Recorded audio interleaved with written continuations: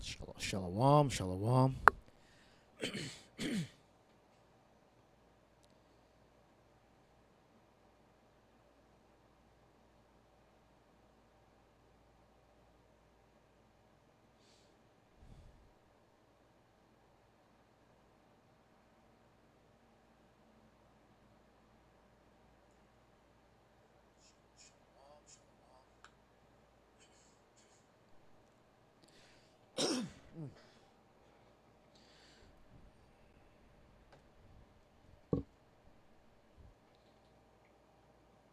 Shalom, all praises to Yahweh, Ba'ashem Yahweh Shai, and double honors to the apostles and elders of Great Millstone, Ba'ashem Rakak Wadash.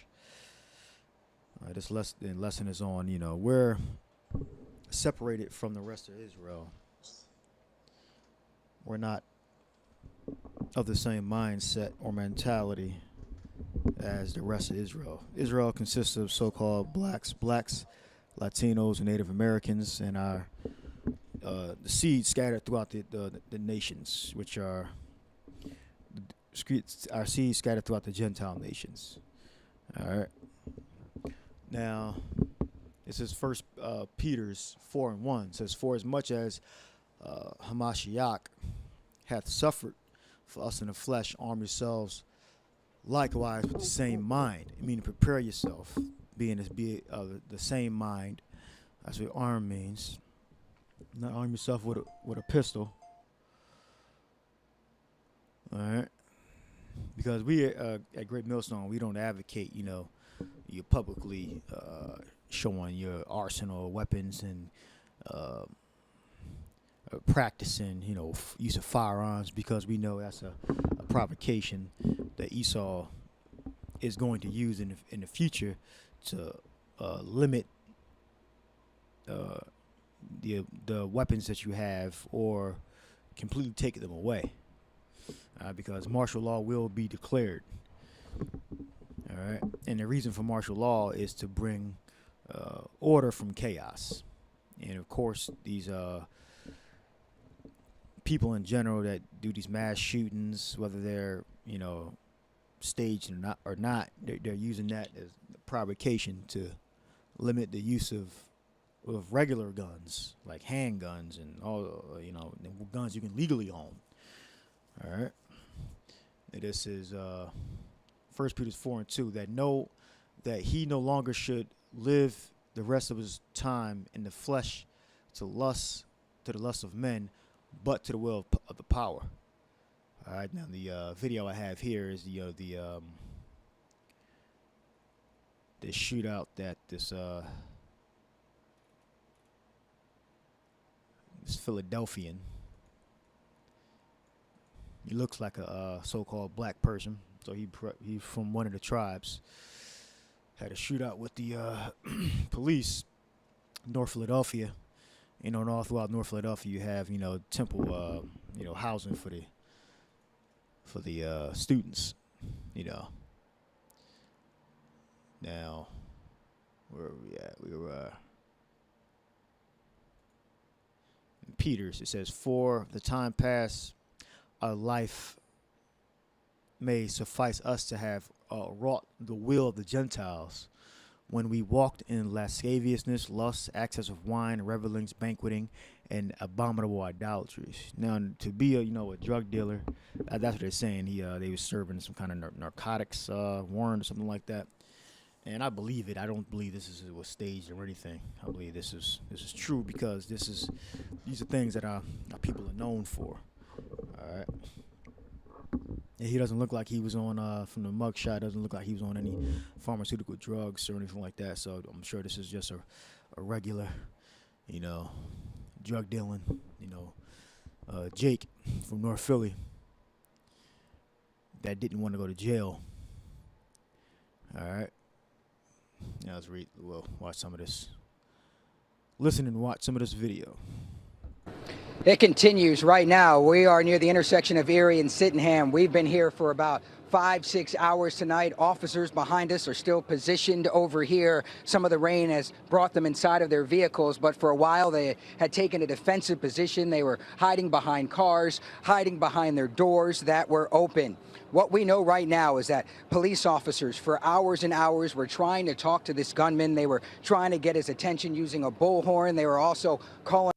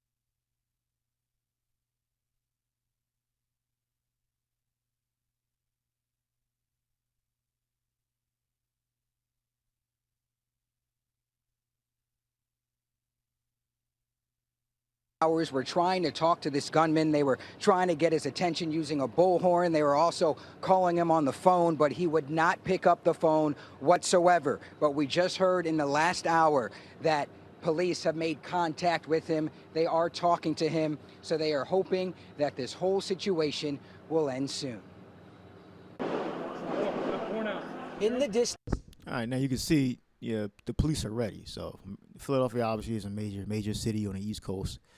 So they have all the tools they need. They have the tanks, the armored vehicles. You see a lot of them. A lot of them have vests on. They're equipped to handle these situations. But you see, you have about probably 50 police officers there with SWAT to take down one person. Now imagine if this was 15 people shooting out these cops. You know how many cops would be dead right now? This is what the police and the authorities think about when they talk about gun control, which is the limiting the sale of weapons. You know, it's a huge argument. They pretty much they're going to take away your guns and only allow certain people to have guns. All right, this is going to be going to use incidents or accidents like this or events like this as provocation to take your weapons away. For those of you who have weapons, all right, legal weapons, not illegal weapons. This man possessed an illegal weapon. He didn't have I'm speculating. He didn't have a right to, or not a right. We all have rights to bear arms, but he didn't have the proper license to carry an AK-47, which I don't believe that's a legal weapon you can have in the United States without special permit. You can hear the end of a volley of gunshots. We were live on TV as that went down. Officers ducked for cover and ran for safety as a gunman continued firing dozens of shots from. Yeah, and they're scared. They're scared. They're scared. They don't know if it's multiple shooters. You know, I wouldn't be surprised if they won't start. If they don't start calling acts like this acts of terrorism. From a window near 15th and Butler. About an hour later, we heard another round of gunshots. We're told bullets hit a SWAT truck and also buildings across the street. We saw officers frantically moving around. Yeah, you see how they're scared to death. They don't know if it's multiple shooters. All right, and again, at Great Millstone, the prophets at Great Millstone, the members of Great Millstone, we don't promote practicing shooting at shooting ranges and going out with weapons, because we understand that's provocation. All right, to give a reason to arrest you, conduct a warrant searches and arrest. All right, we understand Esau's devices, his purpose, his thoughts, his imaginations, how he wants to take us down. We're already pretty much committing treason by saying what we say. Not pretty much, it is treasonous in words, going out saying the things that don't want to happen, and it's according to prophecy, according to what the Bible says, but we're still saying it. So they're going to take it as either some type of hate speech, or even though we don't have these damn weapons, we're not doing anything but reading the scriptures, but our what we say can be deemed as an act of terror, or at least talking about terroristic acts, because witnesses they can described a chaotic extrapolate or form an opinion based upon what we say.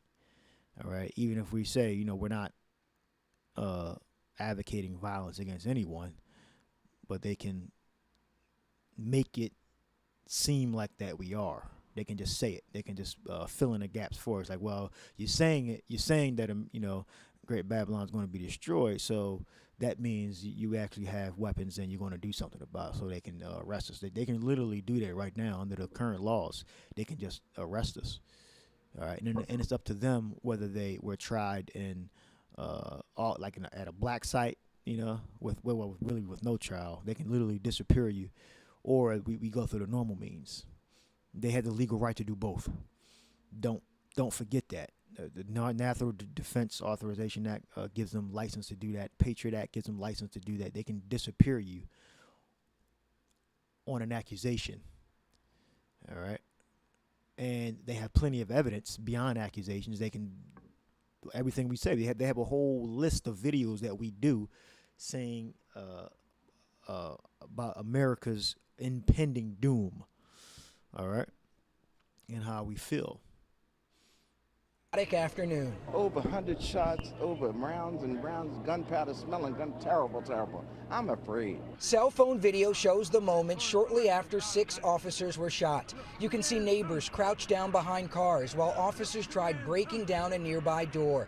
Investigators tell us they had been serving a search warrant for drugs around 4:30 this afternoon. When they went inside, a gunman attacked them near the kitchen. Officers returned fire, many of whom had to escape through. This dude's face, he looked like a complete kiss ass, right? Ass kisser. All right. He probably does coke. I'm just speculating on that. Windows and doors to get from a barrage of bullets. Commissioner Richard Ross hurried back to the scene, telling us he was concerned about a potential hostage situation. Neighbors stood around the scene, concerned about their relatives stuck inside homes. My uncle lived right here. Mainly, how, we don't cooperate with police officers, but, when it affects them, they want to cooperate with police officers. All right. Now, normally, when we have an incident, on the street, a fight breaks out, we have to beat the shit out of somebody, or we have to defend ourselves, we cooperate with the police when they come. All right. And then at times we curse the police out. It depends on what the situation is, but we don't, when police come around, we're polite. We just, hi and bye. They ask a question, we try to get them out of our face, and we don't really engage without them engaging us first. All right. Now, if a fight break out, then, well, like it happened a month ago or whatever, we held the guy down. We just called the police, and then other people called the police, and they came and they put us in handcuffs. But either way, we want to cover our ass. That's the only reason we would cooperate with police, because otherwise we don't have any reason to. All right, but they live in a neighborhood, and Jake gonna get on camera anyway. Not that they completely trust him, but they just concerned about shit that's going on, and they are the authorities. So certain people going to say what they seen happen, and I'm sure either some of these people know them or they don't know them. Because just because you live in the same neighborhood don't mean you know the person. All right, and I live far away from North Philadelphia now, so. My cousins live in this house. It's like, and they all out here. So it's just crazy, right? For it to be happening right behind where they live in. A lot of people still cannot get back to their houses. They've been coming to the scene trying to get to this intersection, but it is still blocked off. This continues to go on. I can tell you that since we've been out here since about 4:30 this afternoon, we personally, me and my photographer Jason Ryan, have heard at least 40 to 50 gunshots, those volleys of gunshots that you heard at the top of my story. We haven't heard any gunshots for a while, so that. Yeah, Jim and Jacqueline, as soon as news of this standoff broke, parents rushed to nearby daycares to pick up their kids, but they were turned away. A witness told us about those children in danger. Our newsroom worked the phones, and we tracked down those workers who tonight are unsung heroes. Families living in fear. I didn't know what was going on. Finally reunited nearly 3 hours after their first shots were fired. And I'm assuming that it was still an accident. So when I went past there, the cops told me to get back. And I'm looking at them like, yo, my kid's down the street. Like, what are you talking about? This was the scene parents had been waiting for. Police officers with babies in their arms escorting 80 children and teachers out of a daycare center located just steps away from the shooting scene. The building placed on lockdown as a precaution. All the children are. Yeah, just imagine a scene like this. You see the police escort the women and children out and to a safer location because there's a daycare center, I believe. I think they're talking about this daycare center. 3700 North 15th Street. It's a daycare center right in the corner, I believe. And thanks to Google Maps. There you go. I'm sure it was this one. And I'm sure they have more than one daycare center in the area, but this is the most, I guess, it's on the avenue. It's right on the corner. So more than likely it was this one right here. All right, just imagine this scene, and they all taking them to be chipped because of some event just happened, Some event just happened. Safe. Some event just happened, and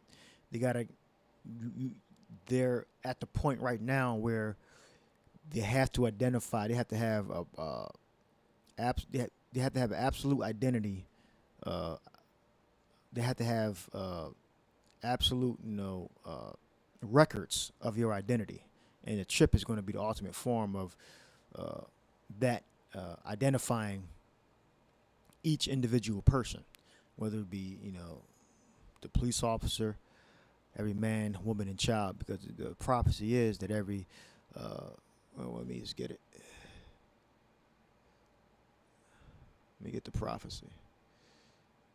Both small and great, rich and poor, free and bound, shall have a mark in their right hand or in their forehead. Well, let me pause that. That's Revelation 13, 15.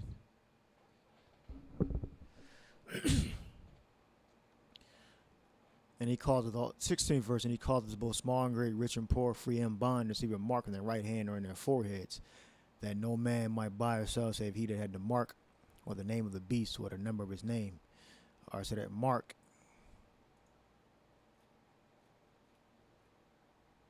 is charagma,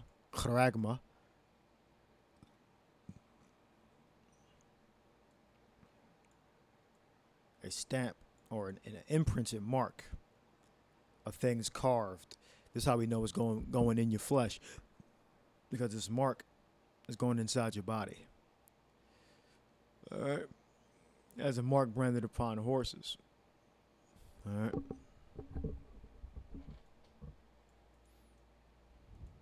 So let's imagine this scene. Some terrorist attack just happened, or some event, explosion, or too many mass shootings, too many illegal weapons out in the street, too many people just getting killed, that they have to declare a state of emergency, a national emergency, martial law, where everyone has to be chipped. And you're going to see scenes just like this of people in general, not just Israelites, being escorted to concentration camps.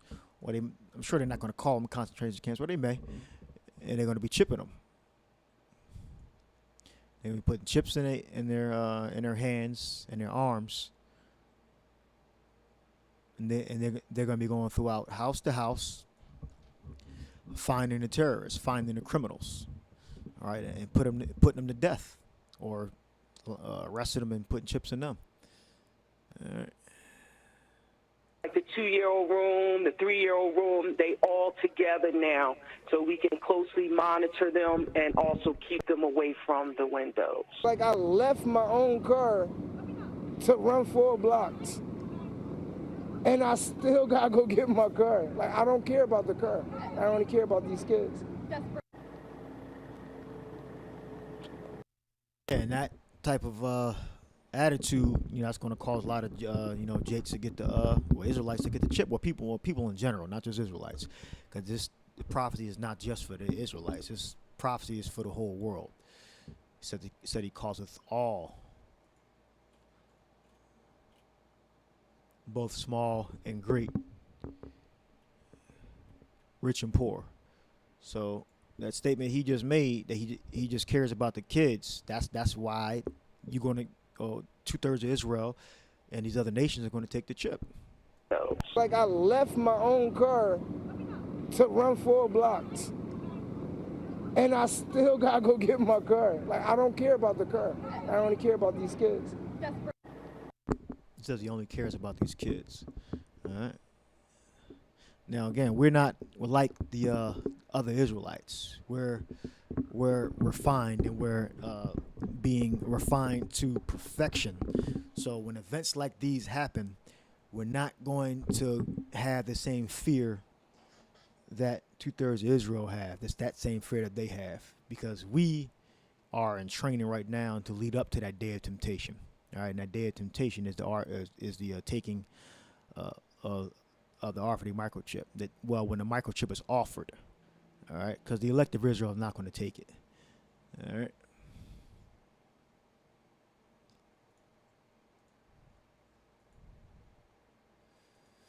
We're going back to Peter's. All right. 1 Peter 4:3, for the time past of our life may suffice us to have wrought the will of the Gentiles, when we walked in lasciviousness, lust, excess of wine, reveling, banqueting, and abominable idolatries. All right. So the reason why you would be, a drug dealer, all right, is because you either want women, or you want women. That's apparent. All right. Licentiousness, having to do with sex. All right. Unprincipled sexual matters. The shit that people do. unbridled lust, access, wantonness, no, lack of self-control. All right. You see a lot of this have to do with sex, mischievousness.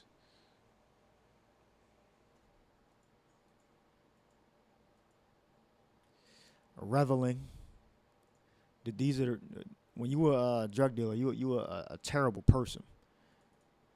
You're not just trying to feed your family. You actually a low life. You're a terrible person.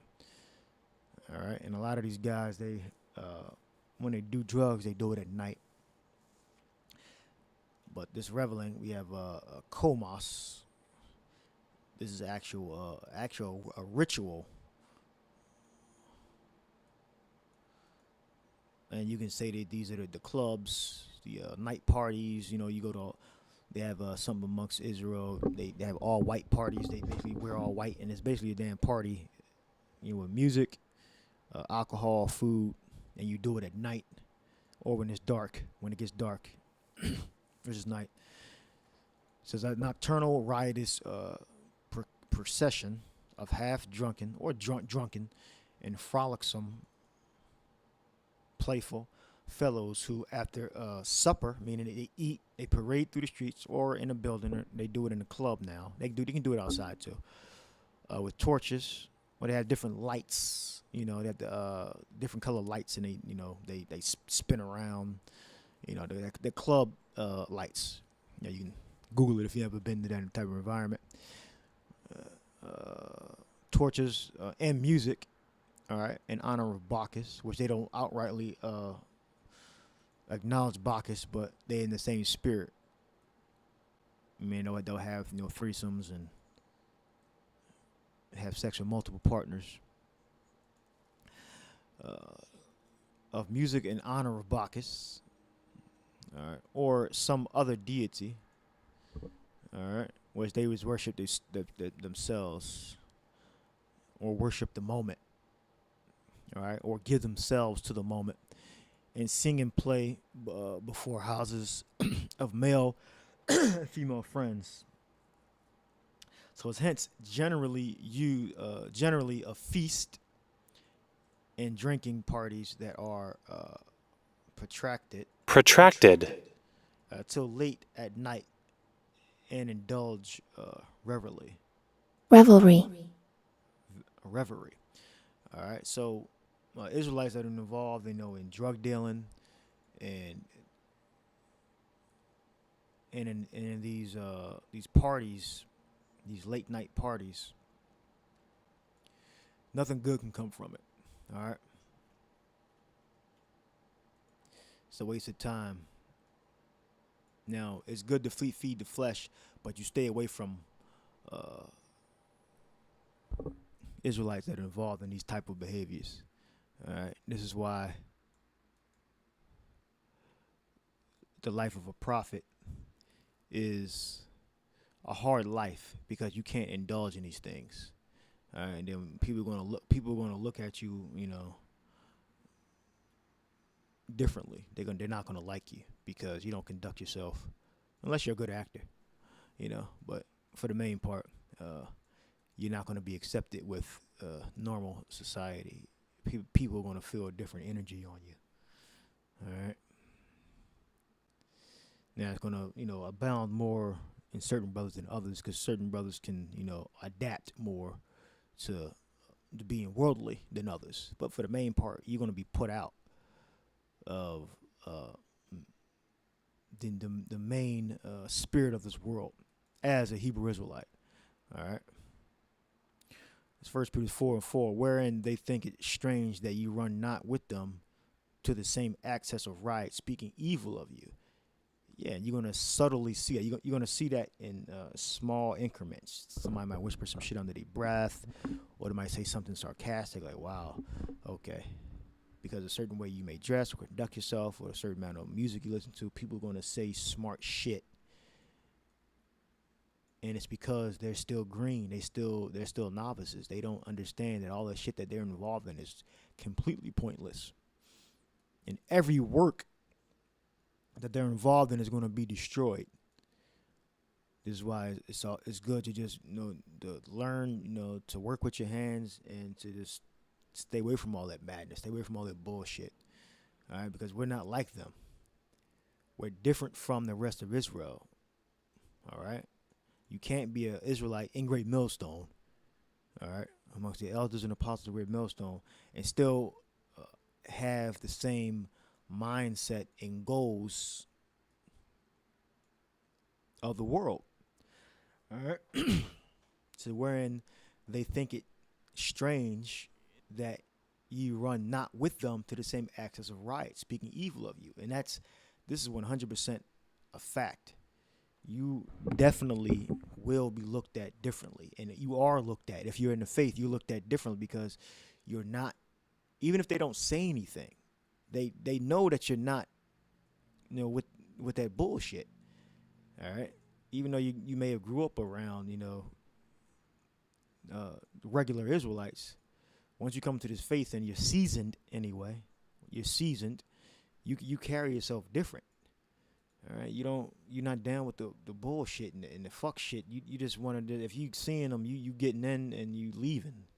If you go to a family function or whatever, which I rarely go to, you're not really completely indulged in that shit. And they know that you're not the same as you used to be. All right, so shit's going to be talked about you. All right, could be a lot, could be a little, depending on what family member or neighborhood you in. But yeah, I remove myself pretty much completely from the Israelite, so-called Israelite community. All right, the 2/3 of Israelite community. I mean. I don't deal with pretty much anybody. I'm pretty much a loner. When I need something from where I grew up or from a family member, I'll reach out or they'll reach out. But otherwise, I am completely. I'm not saying this lightly either. Just because I'm doing this video, I'm completely separated from 2/3 of Israel. All right, and it's better that way. You'll have more success. This is why the lives of the prophets are hard. All right, it's a hard life to be a prophet. Don't think just because you see us once a week on camera on Saturday reading, preaching, fervent in the spirit, or not fervent in the spirit, preaching.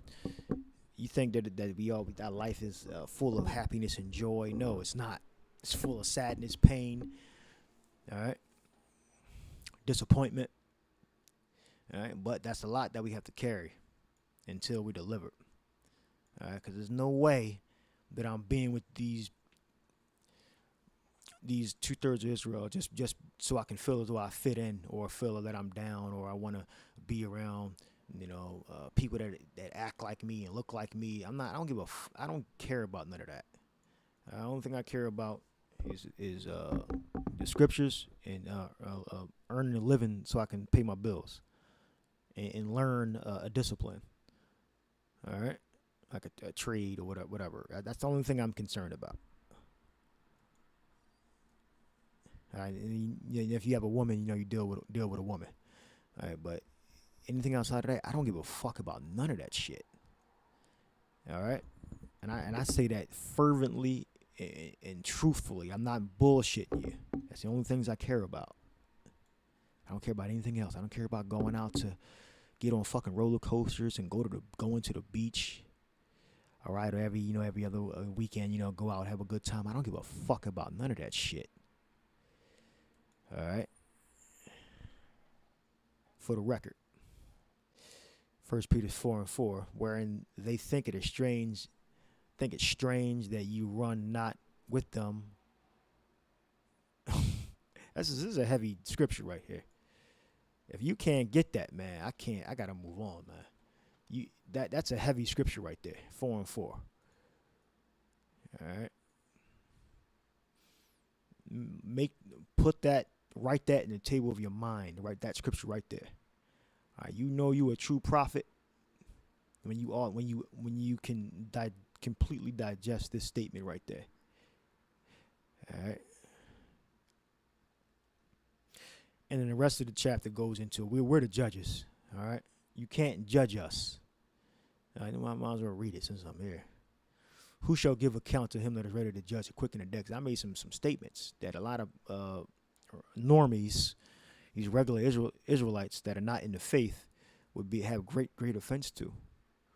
So basically, you would come to the conclusion that I'm not doing anything with my life, even though I'm doing a lot. I just made some very powerful statements. I'm doing a lot.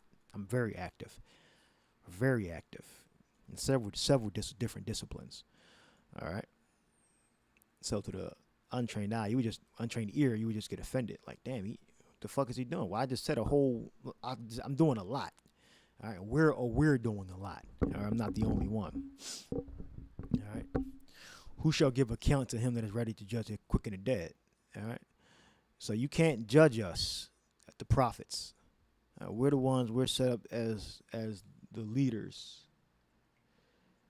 All right. We're set up as the leaders in Israel. All right. So we are completely separated from the rest of the Israelites. I mean, we can't be with these other Israelites.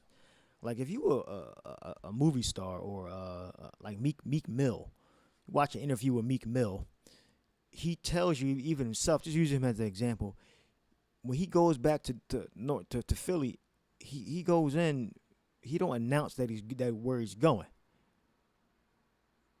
And he don't hang there too long. That's a fact. And I'm using Meek Mills because he's from Philly, from where I'm from. He grew up where I grew up. He doesn't carry himself, even though he's a wicked ass nigga, he don't carry himself like he's a normal fucking person. He carries himself like who he is. He's a superstar. All right, so we don't intentionally interact with 2/3 of Israel just because we can. All right. Now, during your daily activities, if you're within the area where Israelites are, of course you're going to interact with them. But it's not a requirement, nor is it wise to constantly be around wicked Israelites that are not keeping the Lord's commandments, even though we're telling you to do it constantly.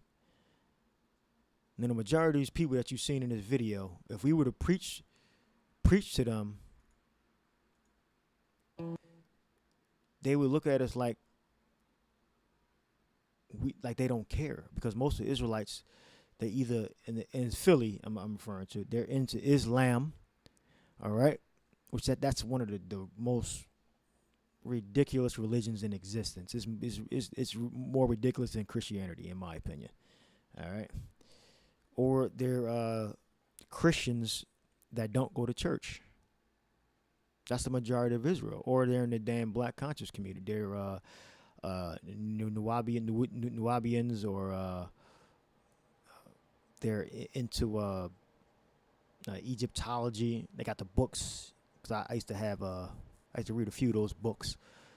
The Book of the Dead, which is stupid as hell, because that's the book of how to survive the underworld. So that's ridiculous. And then Jake gets a hold of the text and then makes their own books, So that's what our people are involved in. They're involved into worshiping these different disciplines, which are outside of the Bible, which are the laws, commandments, and the history of the Israelites. And they're into doing their own thing. So if we were to preach to these other Israelites that are not in the faith, they wouldn't listen. And we do preach to them. You have Israelites. Well, no, I'm not even including these guys that are not even teaching the truth, but they still out there. They tell you that you're an Israelite for the main part. They other camps, they do tell you that they're Israelites. Even the ones that are in Philly that are false prophets, they at least tell you that they're Israelites. But they're not teaching the truth, so I'm not even going to include them in my analogy. But we here at Great Millstone, we preach to Israelites on the street. We tell them that they're Israelites, and 99, virtually 100% of them just walk past us like we're not even there. We have the garments on, we have the signs out, and we tell them that, America's Babylon. We read the scriptures, all right? and we tell them that they're the Israelites, they look at the sign. That's the thing that catches their eye. They look at the sign. They see the 12 tribes. They look and they're curious, but then they keep it moving. So that's why Yahushua said that there will be no cloak for their sins.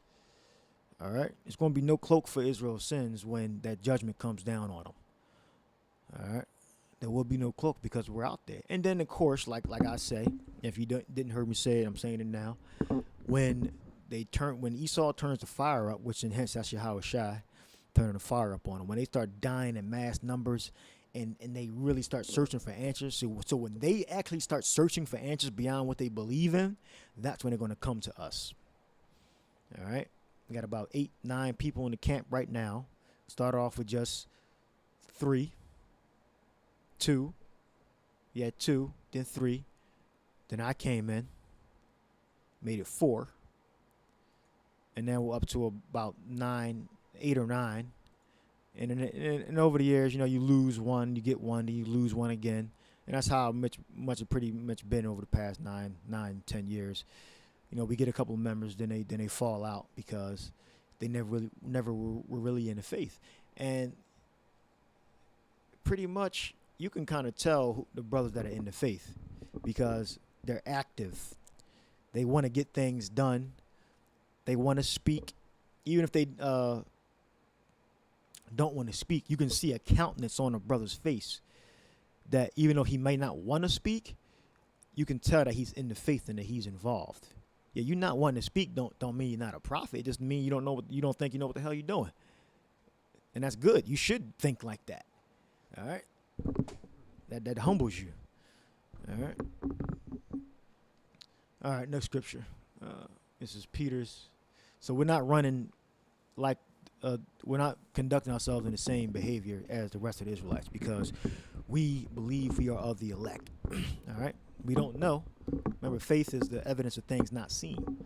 Yeah, I believe that when the chariots, those bright lights cover the sky, and it's time for America's destruction, that the Lord is going to deliver me. I've had, dreams, hopefully visions of that salvation. So I hope that those dreams are actually visions of me being delivered. All right. So we don't conduct ourselves like we're 2/3 of Israel. We conduct ourselves as we put on the elect. We put on as if we are the elect. All right. I don't conduct myself as if I might be a 2/3. I conduct myself as I'm a messenger and ambassador of Yahweh Yahushua. All right. Elect. All right. I conduct myself as an elect man. 1 Peter 1:15. But as he which hath called you is holy, so be ye holy in all manner of conversation. Because it is written, be ye holy, for I am holy. Hagios. Most holy thing is saint. Chase, clear, cherish. Now it's written here in the book of Leviticus. This is where it's written at. Leviticus 20:7. Sanctify yourselves, therefore, and be you holy, for I am holy. We got Chodash.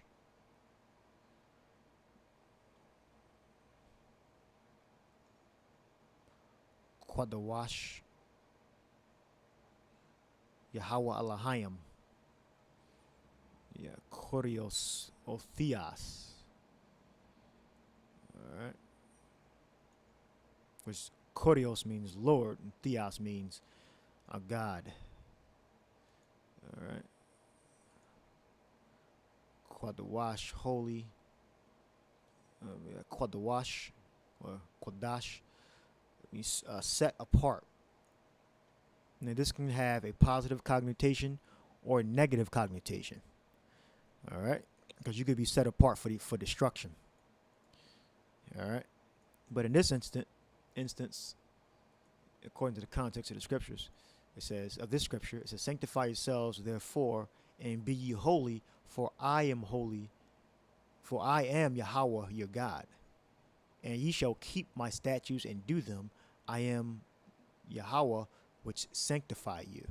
All right, so this context is saying set apart to be, to dwell in the presence of Yahweh or Yahweh Shai.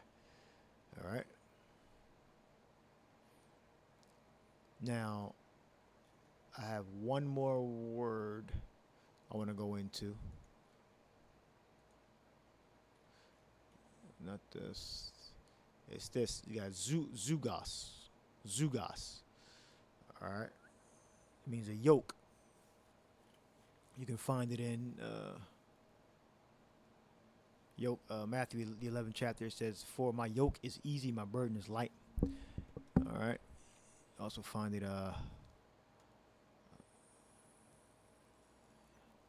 here in Galatians, "Stand fast, therefore, in the liberty wherewith Hamashiach hath made us free, and be not entangled again with the yoke of bondage."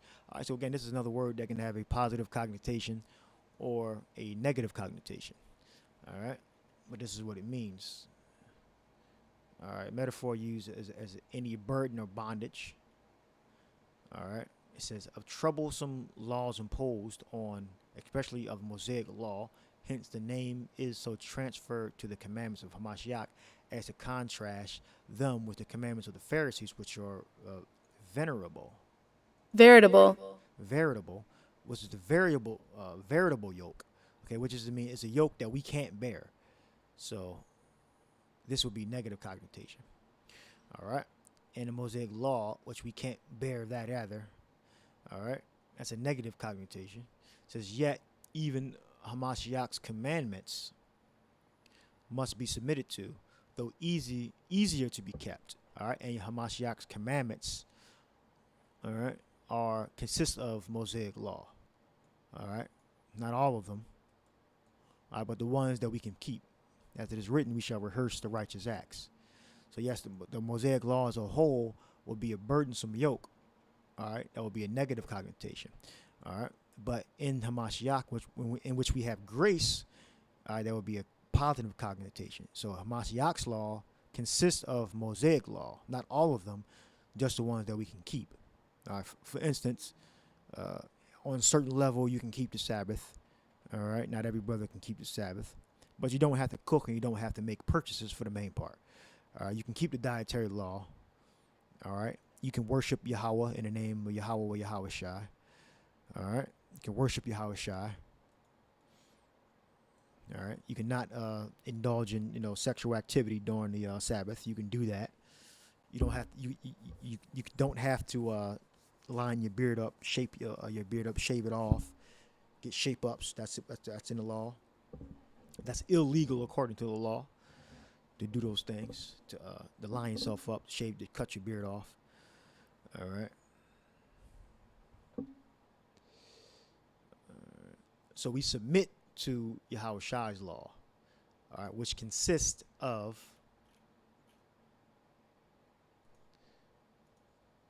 Mosaic law.